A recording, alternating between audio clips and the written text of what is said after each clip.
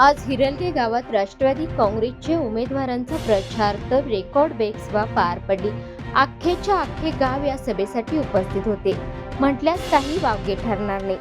हिरलगे गावातून विक्रमी मतदान या उमेदवारांना मिळणार यात काही शंका नाही. आजच्या या सभेचा आढावा घेतला ते अभिजित मांगले यांनी.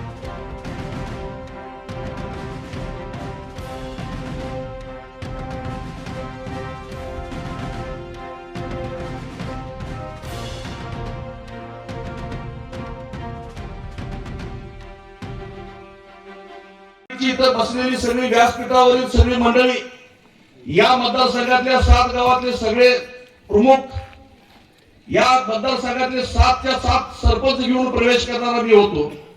आमच्यावर विश्वास टाकला सरपंचाने आणि प्रवेश केल्यानंतर राजकीय सामाजिक जीवनाची खऱ्या अर्थानं पुन्हा सुरुवात झाली. आणि हे सुरू केल्यावर अखंडपणे आम्ही काम चालू ठेवलं. 2012ला शैलजा पाटलांना उमेदवारी मिळाली आणि तुमच्या सगळ्यांच्या आशीर्वादाने पुन्हा त्यांना काम करण्याची संधी मिळाली. नुसता सभागृहात जाऊन त्या थांबल्या नाहीत, अतिशय चांगल्या पद्धतीने गिजवण्यापासून इकडच्या या 7 गावांच्या पहिल्यांदा काय व्यथा आहेत त्या पहिल्यांदा बघितल्या. कारण का तुम्ही पंचायत समितीला पाठवणारे तुमचं गाव होतं, ह्या गावची काय अडचण आहे पहिल्यांदा बघितलं. खऱ्या अर्थाने या गावची अडचण एवढी मोठी होती की या गावातला एखादा जर माणूस आजारी पडला, एखादी डिलिव्हरी करायची जर म्हटली, बिचाऱ्या त्यांना आपल्याला महागाव पीएससी जोडलेली होती, महागाव प्राथमिक आरोग्य केंद्र जोडलेलं होतं. म्हणजे आत्या, बेळगुंदी, इंचरा, कौलग आणि हिरलगत ही सगळी गावं छोटा मोठा आजार आला तरी आपल्याला महागावला जायला लागत होतं. ही गरज ओळखली आणि त्यावेळी सातत्यानं शैलजा पाटलांनी त्या सभागृहामध्ये व्यथा मांडल्या.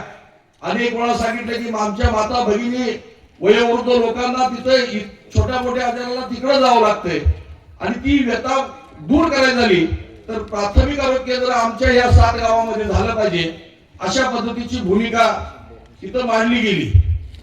आणि खरोखर मी तुम्हाला सांगतो की सातत्यानं त्या काळामध्ये मंजूर झालं पण जागा मिळाली नाही आणि म्हणून परत आणि थांबलं. आणि त्यांच्या त्यावेळी मांडलेला प्रश्न तुम्हीच 2017ला मला पाठवलं आणि त्यावेळी मी त्या सभागृहामध्ये जागा मिळवून देण्याचं वचन दिलं आणि मी जागा शोधायला सुरुवात केली. अत्यावश्यक ग्रामस्थ असतील, पृथ्वीराज पाटील असतील, कैलासवासी SR पाटील सर असतील, दादा मोहिते असतील, त्यावेळी त्यांनी सगळ्यांनी मदत करायची भावना घेतली आणि त्यांनी जागा मिळवून दिली. आणि तिथं जागा ताबडतोब त्याचे उतारा काढले, त्याची ऑर्डर करून घेतली, कलेक्टरांच्याकडे मीटिंग लावली. मुश्रीफ साहेबांनी त्याच्यासाठी सातत्यानं प्रयत्न केले आणि जिल्हा परिषदच्या माध्यमातून 7 कोटी रुपये मंजूर करून आपल्या या भागातल्या कुठल्याही माणसाला रात्री अपरात्री ना गडीला न जायचं ना महागावला जायची गरज नाही. कुणाला साप चावला, इच्छू चावला, कुणाला कुत्र चावलं, साधं जरी काय डिलिव्हरीचं पेशंट असलं तरी सुसज्ज असं हॉस्पिटल आज मंजूर केलेलं आहे. आज काम प्लीत लेवलला जवळपास वर आलेलं आहे. लवकरात लवकर येणाऱ्या या 7-8 महिन्यामध्ये ते लवकरात लवकर पूर्ण होते, याचा आम्हाला आनंद आहे. तुम्ही दिलेला प्रतिनिधी कोणत्या पद्धतीने काम करतो हे तपासण्याची खऱ्या अर्थानं वेळ आहे. आणि एवढंच नाही की या परिसरातली आपल्या जिल्हा परिषदेतली मुलं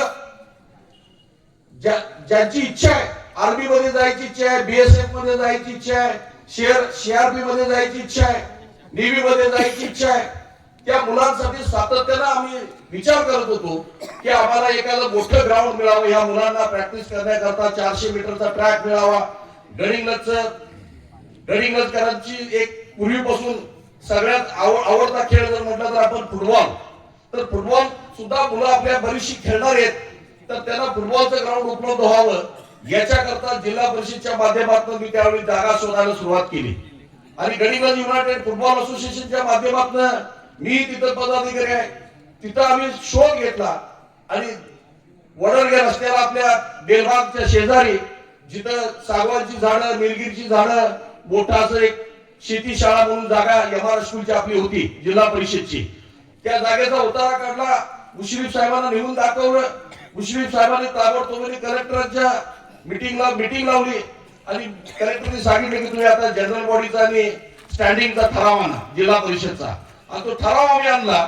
सगळे ठराव आणत असताना सभागृहाला 69 सदस्यांना समजावून सांगायला लागते एखादी योजना काय राबवतोय, ही 10 एकर कशासाठी जागा द्यायची, जिल्हा परिषदची जागा अशी का उघडी करून द्यायची, हे प्रश्न का झाडं तोडायची, याच्याकरता समजावं लागतंय. ते समजावण्याचं काम खऱ्या अर्थानं जिल्हा परिषदेच्या सभागृहामध्ये तुम्ही निवडून दिलेला सदस्य हा सतीश पाटील मांडला आणि ते सगळं सोपस्कर करून आणण्याचं काम खऱ्या अर्थानं आम्ही केलं. आणि म्हणून आज तुम्हाला सांगतो, त्याच ग्राउंडवर मुश्रीफ साहेबांनी ताबडतोबीनं 2.5 कोटीचा बजेट लावला. आज तसंच तुम्ही आज सर्वांनी चंग बांधावं, तुम्ही आज शपथ खावी की या गावाला पुन्हा सुभाष देसाई नंतर आज प्रतिनिधित्व करण्याची संधी आली आहे. आज छोटे मोठे प्रश्न बाजूला ठेवा, गावातले मतभेद छोटे मोठे असतील ते बाजूला ठेवा, पण आज जी आपल्या गावाला उमेदवारी मिळाली आहे की पुन्हा मिळणार नाही. आता मिळालेली संधी त्यांना सभागृहामध्ये पाठवण्याची खऱ्या अर्थानं आज हिरलगेकरांची जबाबदारी आहे असं मी समजतो. कारण का ह्या गावाला मिळालेली एक संधी आहे. अतिशय चांगलं नेटकं सचिन देसाई अतिशय चांगल्या पद्धतीने काम करतायत. प्रवीण त्यांच्या पाठीवर खंबीर भाऊ आज मुंबईमध्ये असला तरी त्यांचं लक्ष सगळं गावावर असतं. खरोखर आज मधल्या काळामध्ये सचिनराव आजारी पडले, विधानसभेला आम्हाला थोडी मतं कमी पडली. ठीक आहे, आम्ही समजू शकतो, सचिनराव जागेवर नव्हते, त्यांचा आजार त्यांना त्यावेळी ऍडमिट असल्यामुळे ते येऊ शकले नाहीत. पण त्यांच्या सौभाग्यवती पत्नी सुनीता देसाई या पायाला भिगरी लावून त्यांचे सर्व कार्यकर्ते घेऊन रात्रीचा दिवस करून बरोबरीला ठेवण्याचं काम खऱ्या अर्थानं त्यांनी केलेलं आहे. आणि म्हणून मी सांगतो की या उद्याच्या निवडणुकीमध्ये असं काम करणारी मंडळी तुमच्या समोर आज आम्ही छातीटोपपणे येऊन मतं मागतोय. अनेक बांधकाम कामगारांचे प्रश्न असतील ते सोडवण्यामध्ये आम्ही यशस्वी झालोय. या 15 गावांमध्ये साधारण मला वाटते अमर 21 कोटी शिष्यवृत्ती इथं आलेली आहे. म्हणजे गरिबांच्या मुलांचा शिक्षणाचा जो खर्च असतो ते मुश्रीफ साहेबांच्या माध्यमातून आणि इथं बसलेल्या सगळ्या गावागावातल्या आमच्या प्रमुख मंडळींच्या नेतृत्वाखाली त्यांना कसं त्या गरीब मुलांना शिष्यवृत्ती मिळेल, त्यांची फी कशी माफ होईल, त्यांची फी कसं शासन भरेल, अशा पद्धतीची भूमिका मुश्रीफ साहेबांनी घेतली. आणि या आमच्या 15 गावामध्ये 21 कोटी रुपये आपल्याला आले.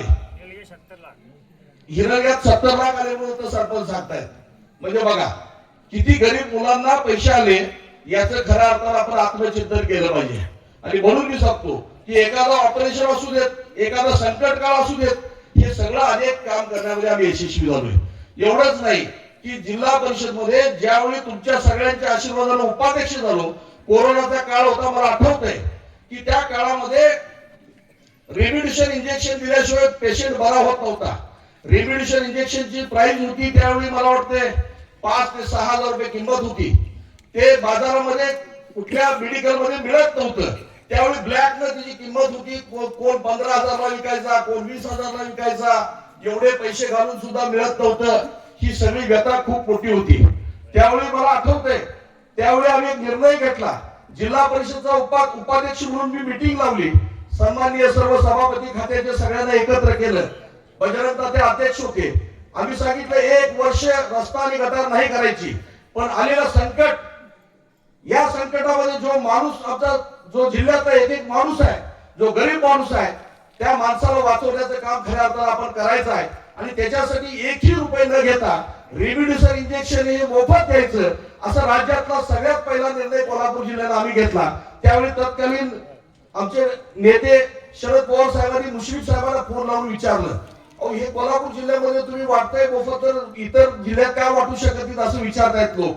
तर मुश्रीफ साहेबांनी सांगितलं की त्यांनी एक निर्णय घेतला, धाडशी निर्णय घेतला की 1 वर्षाचा निधी, जिल्हा परिषदचा सगळा निधी माणूस वाचवण्यासाठी तो वापरायचा, आपली माणसं वाचली पाहिजेत याच्याकरता वापरायचा.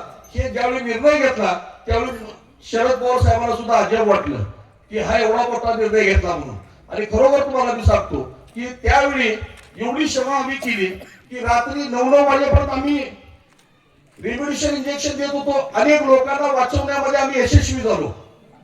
ह्याचा आम्हाला अभिमान आहे. आणि अनेक लोक आज जिल्ह्यात आम्हाला फोन करतात, पाटील साहेब तुम्ही आम्हाला त्यावेळी रात्री 8 वाजता 9 वाजता तुम्ही इंजेक्शन दिला म्हणून माझा भाऊ वाचलाय, माझी आई वाचली, माझी बहीण वाचली, हे आजही आम्हाला फोन करतात. हे आम्ही मिळवलेलं आहे. तर म्हणून मी तुम्हाला सांगतो की आताच नुकतं केरळ येथील नुकतेच ज्ञानदेव साने यांच्या नातीचे कोकिलाबेन हॉस्पिटलमध्ये ऑपरेशन झालं आणि तेही मुश्रीफ साहेबांच्या माध्यमातून झालं. ही किती मोठी गोष्ट आहे सांगा. आता असं एवढं गरीब माणसाला मी बघतोय. आज एखादं जर साध्या सर्दी फडशाला जर गेलं तर 200 रुपये शिवाय आत येत नाही डॉक्टर. केस पेपर 200 चे येतात आणि पुढचं इंजेक्शन गोळ्याचा हिशोब वेगळा. 500-600 च्या आत काय गोळ्या आणि औषधं काय नाहीत साध्या सर्दी फडशाला. म्हणजे ही परिस्थिती अशी आली आहे. आणि म्हणून एखादं मोठं ऑपरेशन करायचा प्रसंग ज्यावेळी येतो त्यावेळी तुमच्या आमच्या समोर देव जे उभा राहतो तो म्हणजे मुश्रीफ साहेब आहे. आणि हा देव आपल्याला तुम्हाला आता कोकिळाबेन सारख्या ठिकाणी ही बिचारी ज्ञानदेव साने ही कोण मुलगी जी बिचारी आहे ते कोण हे जो ज्ञानदेव साने जे ही व्यक्ती आहे त्या व्यक्तीला तिथं कसं देता येईल, कसं जाईल ते बिचार बाळ कसं जाऊ शकते हे आपण विचार करा. म्हणजे कोकिळाबेन हॉस्पिटल हे सेंट्रल एसी असणार एक पंचतारांकित हॉस्पिटल आहे. म्हणजे एवढं सुंदर हॉस्पिटल सारख्या ठिकाणी नेऊन सुद्धा बरं करून आणण्याचं काम मुश्रीफ साहेब करतात. तेही आमच्या सर्व कार्यकर्त्यांच्या माध्यमातून हे सगळं घडत असते. आणि म्हणून सांगतो की उद्या तुमच्याकडे अनेक लोक मतं मागायला येतील. त्यांच्या कुठल्याही भूलतापाला बळी जाऊ नका. तुम्ही सातत्यानं विचार करा. एखादा सदस्य निवडत असताना तुमचा सदस्य तो 5 वर्ष काम करत असतो आणि 5 वर्षात एखादा जर निर्णय चुकला तर ती 5 वर्ष शिक्षा अख्ख्या मतदारसंघाला भोगायला लागत असते. आणि म्हणून मी सांगतो खरोखर इथं बसलेल्या शैलजा पाटील जर खरोखर काम करणारे असतील, त्याचबरोबर इथं बसलेल्या सुनीताताई असतील तर खरोखर काम करणारे असतील तर तुम्ही मतं द्या, नाहीतर अजिबात देऊ नका. कारण का मला विश्वास आहे या चांगलं त्या सभागृहामध्ये जाऊन काम करतील. यांचा अनुभव निश्चित चांगला आहे. हे केलेलं यापूर्वीचं काम निश्चित चांगलं आहे. मी माझी पत्नी म्हणून मी सांगत नाही. मला ते माझा स्वभावच नाही. रोखोक आम्ही बोलणारी माणसं आहे. खरोखर ते काम चांगलं करणार आहेत याचा मला आत्मविश्वास आहे. आणि तुम्हाला असं आयुष्यामध्ये कधी वाटणार नाही की तुम्ही दिलेलं मत मी चुकीच्या माणसाला दिलं, तुम्ही दिलेलं मत हे वाईट माणसाला दिलं आणि आमची कुठली कामं झाली नाहीत. आणि त्यामुळं असं आयुष्यामध्ये तुम्हाला कधीच वाटणार नाही. तुम्ही दिलेलं मत हे निश्चितपणे सत्कारणी लागेल. तुम्ही दिलेलं मत हे निश्चितपणे तुम्हाला आयुष्यामध्ये तुम्हाला काहीतरी मिळवून देणार असेल, तुमच्या आयुष्यामध्ये या गावाला आणि या भागाला काहीतरी देणार असेल एवढंच सांगतो आणि थांबतो. जय हिंद, जय महाराष्ट्र.